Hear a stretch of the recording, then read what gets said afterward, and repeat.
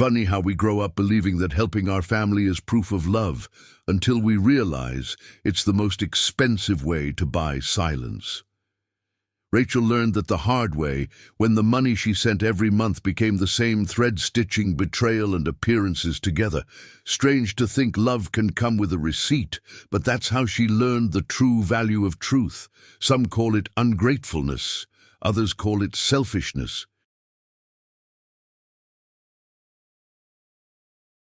But anyone who's ever carried the guilt of keeping the peace knows there's no peace where you have to disappear to fit in. And it was only when Rachel decided to set boundaries, when she calmly said no, that her world collapsed. And ironically, she felt free for the first time. This story isn't about money. It's about the price you pay to not lose the people you love, and the day the bill finally comes due. Because when silence is the only language spoken in a house, a single honest word can tear down years of lies. And hers was simple: enough. They say silence prevents fights, but Rachel learned it charges interest. She grew up in a family where swallowing pain was called good manners, where don't cause trouble mattered more than saying the truth. For years, she believed trust was earned by giving in. She paid bills, did favors, smiled through the ache, and didn't notice she was trading peace for absence, committing quiet betrayal against herself. Money had become the symbol of the love she never received in words. Each transfer was a disguised plea for acceptance, a hidden "please see me" behind a bank receipt. Rachel thought she was helping, but she was feeding a cycle. The more she gave, the less they heard her. And in that gentle rhythm of someone who doesn't want to bother, time whispered its lesson: there's no forgiveness without acknowledgement. But destiny has a way of exposing what we try to hide. One day, her silence hit its limit. And when that limit broke, the sound echoed too loud to ignore.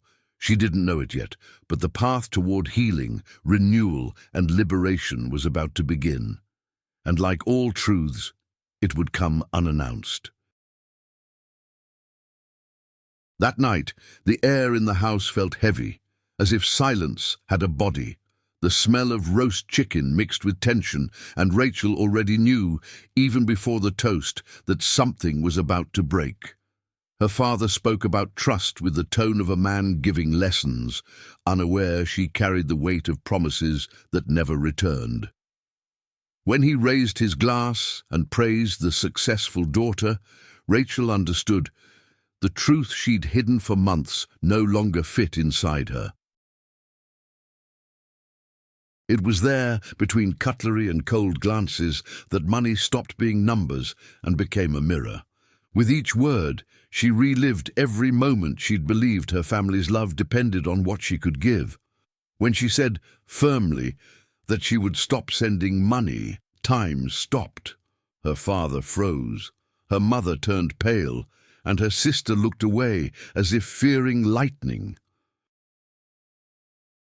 And lightning came, in the form of one short, devastating question: what money? That what money wasn't a question, it was a confession. It was the moment betrayal removed its mask and silence became witness. Rachel felt the ground shift beneath her feet, but for the first time, she didn't try to hold on. Sometimes liberation begins the moment pain gets a name, and that night, its name was enough.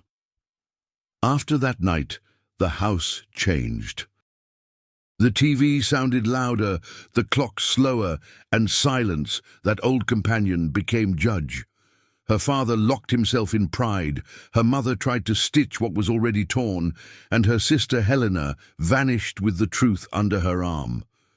Rachel looked around and felt the echo of a family that only existed in pictures. Sometimes emptiness weighs more than any word.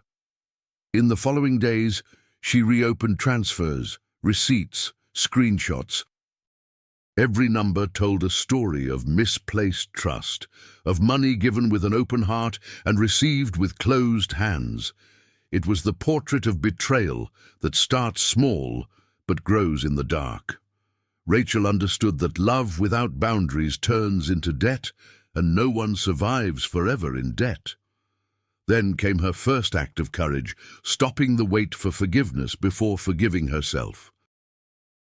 Because healing doesn't come when others change, it comes when we decide to change the role we keep playing. Rachel didn't know what the future held, but she felt something new rising. A quiet will to restart, the kind that doesn't scream, but freeze.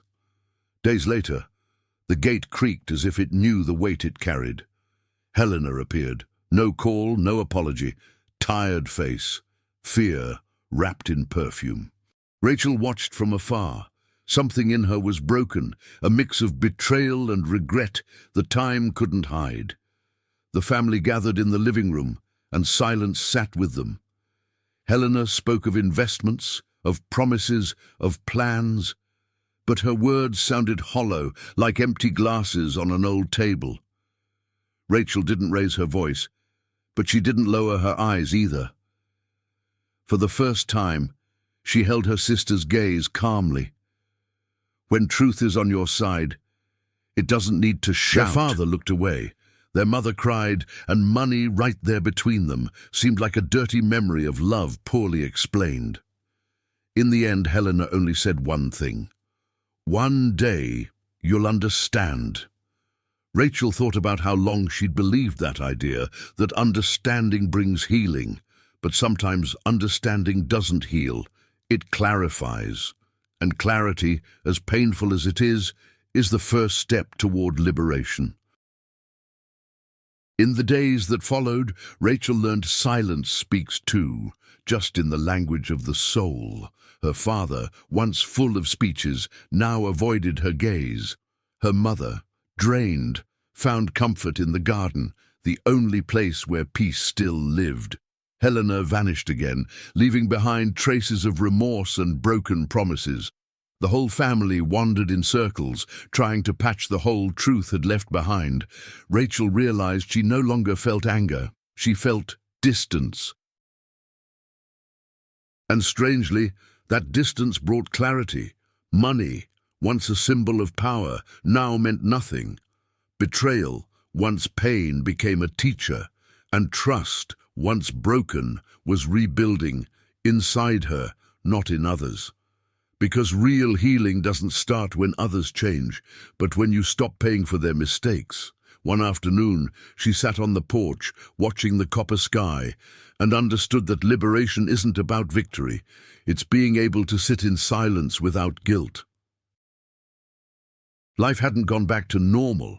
It had simply begun again, lighter, more honest, and even without forgiveness, everyone seemed to seek the same thing.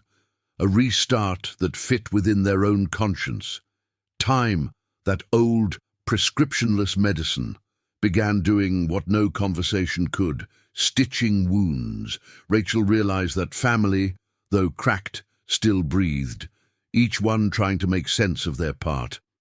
Her mother smiled again, slowly. Her father fixed the fence he'd let rot for years. Small gestures, almost invisible, said more than any apology. Sometimes silence heals where words fail.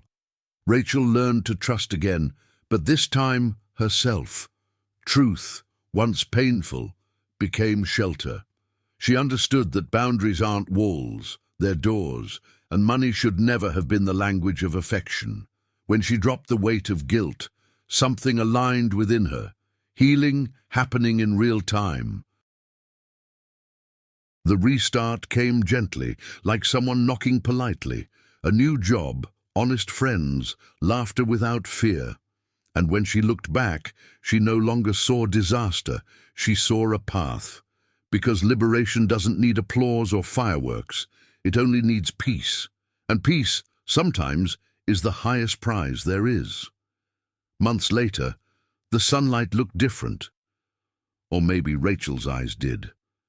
The family was settling into a new rhythm, fewer expectations, more presence. Her father spoke less, Her mother laughed without apologizing, and Helena, though distant, sent honest messages. The silence that once hurt now became space, space to listen, to feel, to let truth live without fear. Rachel realized trust isn't about closing your eyes. It's choosing to see without running away. And betrayal, when faced, loses its power. Money never again became a forbidden topic. Each one learned their own boundaries, token of love, and within them built respect. Life wasn't perfect anymore, but it was finally honest. One quiet afternoon, Rachel lit a candle in the yard and gave thanks, not for the pain, but for what it taught her. Healing had taken root, and renewal bloomed in simple gestures, a fearless talk, shared coffee, unexpected laughter. In the calm that once didn't exist, she finally understood what liberation meant, loving without losing yourself. On the morning Rachel packed her bags, there were no tears, just lightness. The silence of the house no longer felt heavy. It was an old friend walking beside her. The family was at peace, each in their own time, their own process. Helena was rebuilding, her father more human, her mother softer. Strange but beautiful, truth had finally become home. As she closed the door, Rachel thought of everything she'd lost and all she'd gained. The trust she once gave to others was now hers. The betrayal that once scarred her was now a distant memory, almost closed. The money that left her account no longer hurt, because the balance that mattered was peace of mind. Driving down the road, she looked in the rearview mirror and saw something simple yet profound. Restarting is just another name for liberation. No applause, no trophy, just the quiet peace of knowing you did what you needed to do, and maybe that's what life waits for you to stop apologizing for choosing your own healing. Days later, her mother found an envelope on the kitchen table.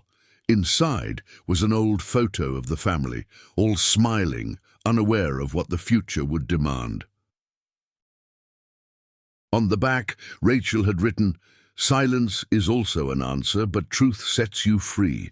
Those few words said what years of guilt and fear never could. It was the end of a cycle, the beginning of acceptance. Her father read it and sat in silence. For the first time, he seemed to understand the weight of his choices, the money, the pride, the comparisons. None of it mattered anymore. Only trust, fractured, betrayal, echoed, and a will to fix what remained. And in that blend of regret and relief, he understood that love needs boundaries too, otherwise it becomes a cage. Helena kept the photo, promising to protect what was left, and Rachel, far away, felt the circle close. Healing had happened in each of them, even at different speeds. The restart was no longer a promise, it was the present, and liberation, finally, had stopped being a wish to become a state of being. In the end, what Rachel learned wasn't about money, it was about worth.